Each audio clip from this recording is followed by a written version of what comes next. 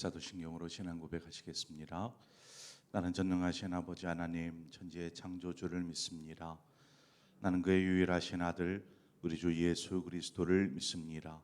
그는 성령으로 잉태되어 동정녀 마리아에게서 나시고 본디오 빌라도에게 고난을 받아 십자가에 못 박혀 죽으시고 장사를 한 지 사흘 만에 죽은 자 가운데서 다시 살아나셨으며 하늘에 오르시어 전능하신 아버지 하나님 우편에 앉아 계시다가 거기로부터 살아있는 자와 죽은 자를 심판하러 오십니다. 나는 성령을 믿으며 거룩한 공교회와 성도의 교제와 죄를 용서받는 것과 몸의 부활과 영생을 믿습니다. 아멘. 우리 함께 찬송가 220장 찬송가 220장 사랑하는 주님 앞에 형제자매 한자리에 찬송 220장 함께 찬송하도록 하겠습니다. 220장입니다. 사랑하는 주님 앞에 형제자매 한자리에 그 신은혜 생각하며 즐거운 찬송 부르네. 내 주 예수 본을 받아 모든 사람 내 몸같이 환난 근심 위로하고 진심으로 사랑하세. 사랑하는 주님 앞에 온갖 충성 다 바쳐서 괴로우나 즐거우나 주님만 힘써 섬기네. 우리 주님 거룩한 손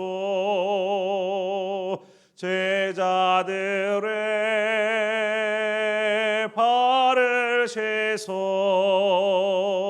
남 섬기는 종의 도를 몸소 행해 보이셨네.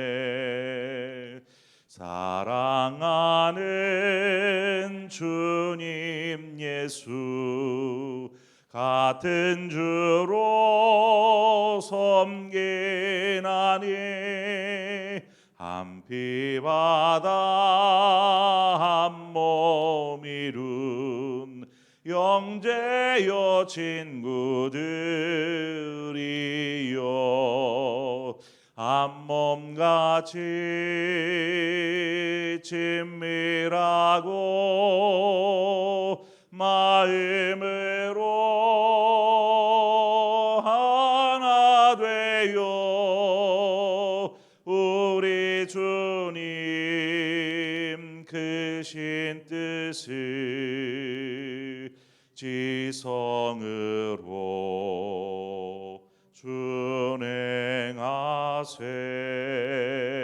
준행하세. 아멘. 하나님 말씀 보겠습니다. 사무엘하 9장 1절에서 8절의 말씀입니다. 사무엘하 9장 1절에서 8절의 말씀을 한 절씩 교독해서 보도록 하겠습니다. 다윗이 이르되 사울의 집에 아직도 남은 사람이 있느냐? 내가 요나단으로 말미암아 그 사람에게 은총을 베풀리라 하니라.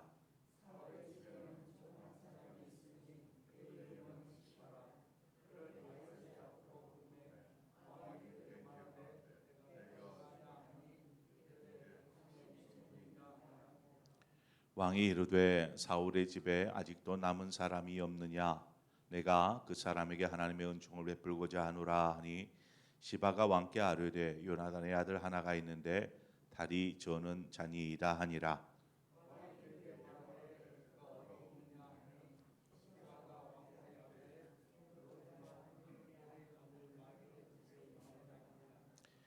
다윗 왕이 사람을 보내어 로드발 암미엘의 아들 마길의 집에서 그를 데려오니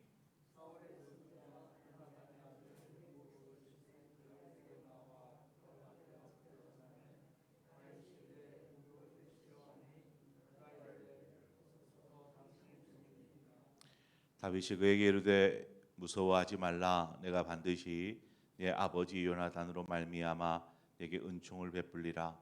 내가 네 할아버지 사울의 모든 밭을 다 내게 도로 주겠고 또 너는 항상 내 상에서 떡을 먹을지니라 하니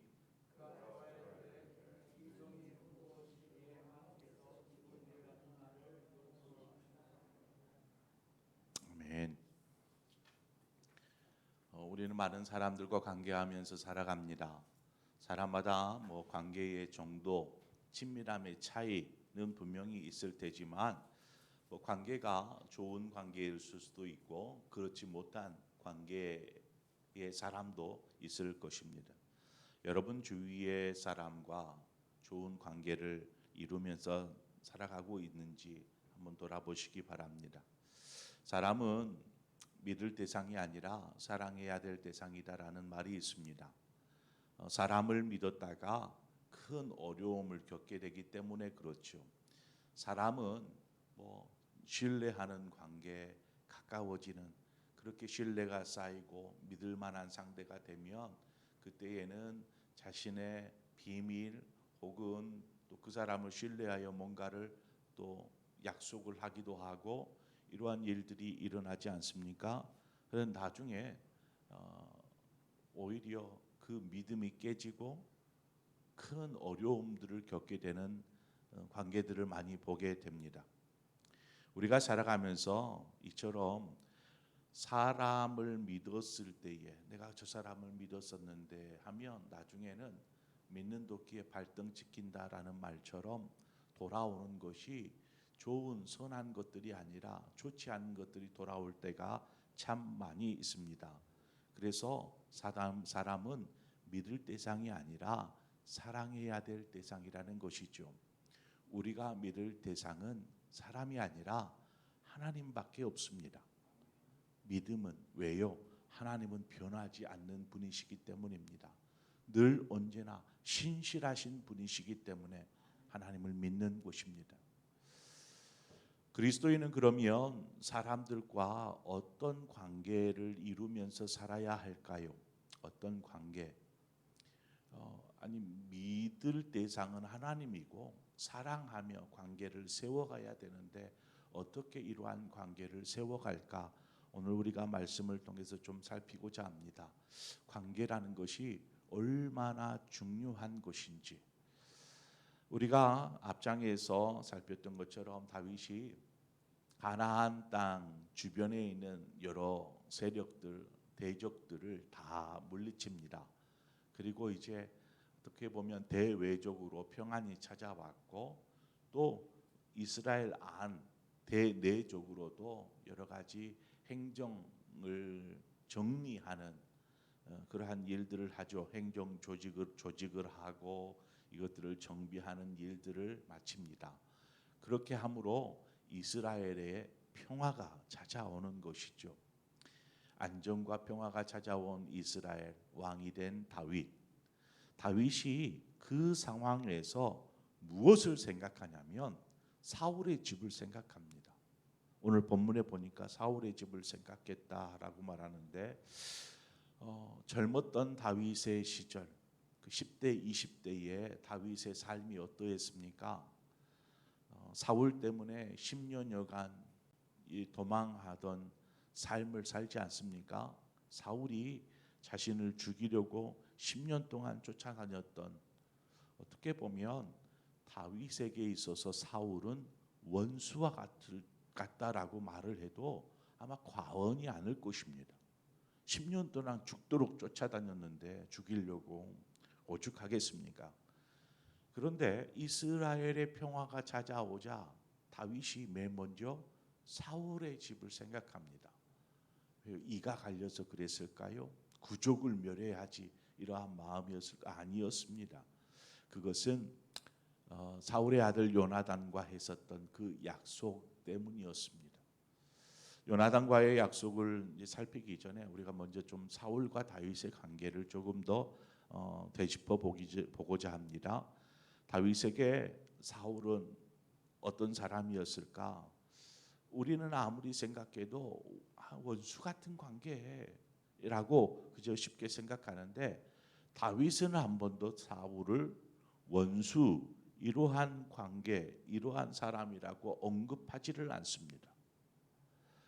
다윗에게 있어서 사울은 어떤 사람으로 인식되냐면 하나님 앞에 기름 부음 받은 사람. 그러니까 하나님 앞에 기름 부음 받은 사울에 대하여서 내가 싫고 좋고 대적하고 안 하고 원수이고 원수가 아니고 이런 것들이 무의미하다는 것입니다.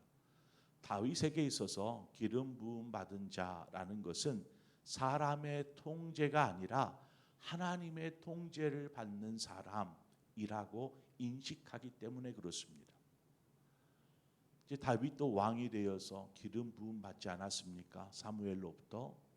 자신도 사람에 의해서 통제되는 것이 아니라 하나님에 의해서 통제되어야 되는 사람.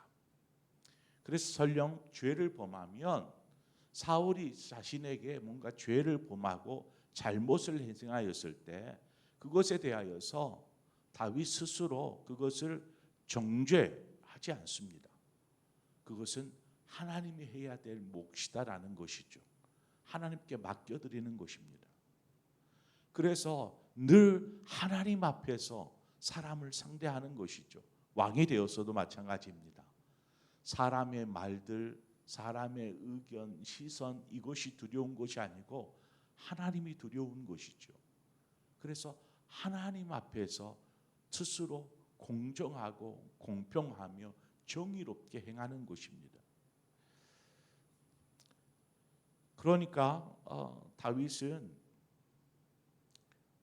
사울에게 있어서 다윗은 대적, 죽일 대상일지 모르지만 다윗에게 있어서 사울은 그저 긍휼을 베풀어야 될 사람인 것이죠. 다윗은 그런 사울을 인정했고 또 하나님의 손에 맡깁니다. 그가 잘하든 못하든 하나님께서 택하셔 세우셨으니까 하나님께서 하실 일이다라는 이 믿음이 다윗에게 있었던 것이죠. 다윗이 이제 사울의 아들 요나단과 매우 친밀한 관계였습니다. 이 둘의 관계는. 그래서 다윗과 요나단이 약속을 한 가지 하는데 사무엘상 20장 15절에 보면 여호와께서 너 다윗의 대적들을 지면에서 다 끊어버리신 때에도 너는 내 인자함을 내 집에서 영원히 끊어버리지 말라. 이것들을 다윗과 약속합니다. 이것이 무슨 말입니까? 지금 다윗이 이 약속 때문에 사울의 집을 살피고 있는 것입니다. 이 약속을 지키기 위해서 사울의 집안에 혹시 무슨 핏줄이 있는지, 요나단의 자손이 혹시나 있는지를 살피게 되는 것이죠. 오늘 1절 말씀에서도 알 수 있듯이 사울 때문이 아닙니다. 요나단 때문에 사울의 집이 다윗에게 지금 은총을 받고 있는 것입니다. 요나단 한 사람 때문에. 저는 바라기는 여러분이 요나단과 같은 이러한 삶을 사시기 바랍니다. 요나단과 같은 사람들과 귀한 관계들을 만들어가는 사람. 요나단 한 사람을 통해서 훗날의 후대가 은총을 받게 되는 그런 축복을 만들어내는 사람.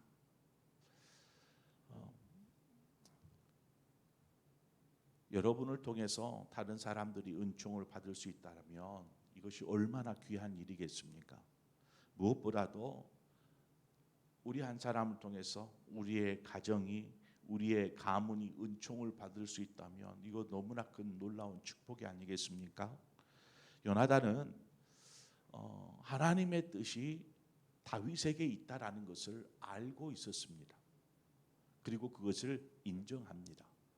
자신도 왕의 아들인데 원칙적으로 따지면 왕의 아들이 그 왕위를 물려받아야 되는 것이 당연한 것인데 하나님의 뜻이 자신이 아닌 다윗에게 있다. 그러면 자신의 권리를 빼앗기는 거잖아요. 그럼에도 불구하고 요나단은 인정합니다. 다윗을 사울을 이어서 이스라엘의 왕이 될 사람으로 인정하는 것이죠. 그것은 다윗이 잘나서가 아니라 하나님의 뜻을 알기 때문에 그렇습니다. 요나단은 얼마나 하나님을 신실하게 의지하며 사는 사람이었는지를 알 수 있죠. 그러한 요나단을 다윗도 알아보는 것입니다. 신실한 사람, 하나님을 섬기는 사람이다. 그래서 둘의 관계가 그 연인보다 더 가까운 사랑하는 관계만큼 친밀하여졌다라는 것입니다. 이 친밀한 관계 속에서 지금 약속한 거예요. 네가 나중에 왕이 되거든 훗날 우리의 가정 살펴달라. 이 약속을 하는 것이죠. 그렇게 본문에 보니까 그 사울의 집에 집안 사람들이 누가 있는가 수색을 해봤더니 무비보셋이 나오는 것이죠. 요나단의 아들 무비보셋. 그런데 그 무비보셋이 그때 도망할 때에 이렇게 떨어뜨려 가지고 다리를 사용하지 못하는 그래서 장애인이 되어 있는 무비보셋이 있었습니다. 다윗은 그 무비보셋을 불러다가 그에게 은혜를 베풀어서 사울 왕이 소유했던 소유들을 다 그에게 돌려줍니다. 뿐만 아니라 항상 다윗이 왕이 먹는 그 식사 자리에 초대되어서 함께 왕과 함께 식사할 수 있도록 그 지위를 그만큼 높여줍니다. 어떤 권력을 준 것이 아니라 왕과 함께 할 수 있는 사람. 무비보셋이 8절에 보니까 그러한 은총을 다윗에게 받고 나서 뭐라고 말합니까? 죽은 개 같은 나를 돌보시나이까 라고 이야기합니다. 그 누구도 장애인이 되어버린 무비보셋을 돌보지 않았습니다. 오히려 무시받는 삶을 삽니다. 우리가 내일 이제 살펴보겠지만 오늘 본문에 보면 시바라는 사울의 종이 나옵니다. 사울의 종. 이 사울의 종이 사울과 그 아들들이 다 죽으니까 사울의 재산과 이 모든 것들을 누가 관리하겠어요? 이 시바라는 종이 관리를 하고 있었습니다. 그러면 그 핏줄 가운데 무비보셋이 있는데 그 무비보셋을 주인으로 놓고 섬겨줘야 되는데 지금 무비보셋이 어디에 가 있습니까? 다른 집에 가 있는 거예요. 그러니까 종이 왕 그러니까 주인 행세하고 있었던 것이죠. 그만큼 무비보셋이 천대를 받고 있었다라는 사실입니다. 그런데 그러한 무비보셋을 다윗이 데려다가 모든 것들을 회복시켜 줍니다. 소유와 더불어서 그의 지위까지도 이 다윗이 회복을 시켜주는 것이죠. 저는 오늘 다윗이 무비보셋에게 베푼 이 은혜를 생각하면서 하나님께서 우리에게 베푸신 은총과 은혜가 이와 같다라는 것들을 묵상합니다. 아무 쓸모도 없는 그 비천한 죄인된 우리를 그러한 우리를 위해서 하나님께서 독생자 예수 그리스도를 보내주셔서 예수 그리스도를 믿음으로 말미암아 하나님의 자녀의 지위를 회복시켜 주시지 않았습니까? 너는 내 아들이라 하면서 하나님의 자녀의 지위 그래서 하나님의 식탁 앞에 나와 함께 식사할 수 있는 지위를 하나님께서 우리에게 허락하여 주신 것입니다. 우리가 지금 하나님의 성전에 나와서 하나님의 말씀을 영의 양식을 먹는 것이 이와 같은 것이 아닐까요? 하나님의 식탁 앞에서 하나님의 말씀을 먹는 이 은혜를 입지 않았습니까? 이것뿐입니까? 모든 것들을 다윗이 요나단에게 모든 소유를 회복한 것처럼 우리에게 하나님께서 너는 내 아들, 내 딸이기에 내 상속자라. 그래서 영원한 하나님의 나라의 상속자로 우리를 삼아 주셨습니다. 이것이 놀라운 은혜입니다. 은총입니다. 그래서 무비보셋이 다윗에게 얘기한 것처럼 죽은 개 같은 나를 돌아보시나이까. 하나님, 나와 같은 죄인 누구도 나를 존귀히 여기지 않고 무시하고 전대받는 우리임에도 불구하고, 죄인된 우리임에게도 불구하고 하나님 나를 돌아보시나이까. 이 은혜가 우리가 누리고 있는 은혜요 사랑인 줄 믿습니다. 우리가 그 은혜를 알고 있다면 이제 우리가 그 은혜와 사랑을 나누는 삶을 살아야 하는 것입니다. 사람과의 관계의 동기, 관계의 시작은 그저 그 사람과 나와의 관계에서 나오는 것이 아니라, 싹이 뜨는 것이 아니라 위로부터의 관계에서 나오는 것입니다.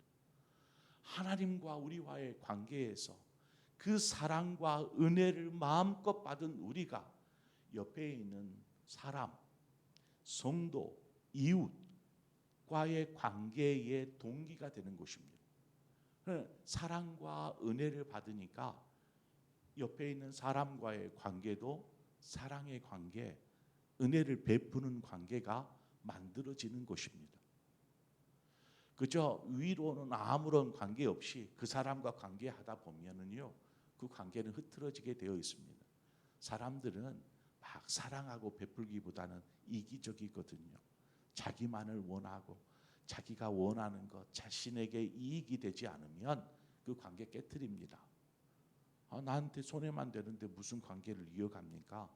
점점 멀어져서 깨지는 것이죠. 그러나 하나님과 우리와의 관계가 동기가 된다라면 사랑할 수 있는 것입니다. 다윗이 사울을 사랑했듯이 사랑하고 긍휼을 베풀 수 있는 관계가 될 수 있는 것입니다. 하나님의 사랑을 받음으로 그 사랑을 흘러보낼 때에 관계는 시작될 수 있습니다. 오늘 누구를 만나게 될지 모르겠지만 만나는 사람들에게 다윗처럼 또 요나단처럼 사랑과 선행을 흘려보내시기를 바랍니다. 그것이 그냥 흘려보내는 것처럼 손해인 것처럼 보이지만 훗날에 요나단의 아들 무비보셋이 그 은총을, 그 아버지 때문에 사울의 가문이 은총을 받게 되는 그것이 바로 이 사람 때문이었습니다. 다윗 때문에, 또 요나단 때문에. 바로 그와 같은 삶을 사십시오. 그러면 분명히 하나님께서 여러분의 가정을, 가문을 돌아보시고 돌보시고 은총을 더하여 주실 줄 믿습니다. 전도할 때에 가서 평안을 전하라. 그런데 그 사람이 너희를 맞이하지 않거든 먼지도 털어버리라. 그러면 그들에게 전한 평안이 그대로 너희에게 돌아오리라 이야기합니다. 그렇습니다. 사랑은 나누고 베푸는 것입니다. 결국 그 사랑이 자신에게 돌아올 것이기 때문이고, 그 사랑이 아름다운 관계들을 만들어 갈 것입니다. 저와 여러분의 삶을 통해서, 또 오늘 주어진 삶을 통해서 이런 아름다운 관계들을 세워가는 저와 여러분의 삶이 되시기를 주님의 이름으로 축원을 드립니다. 기도하겠습니다. 좋으신 하나님 아버지, 은혜를 감사합니다.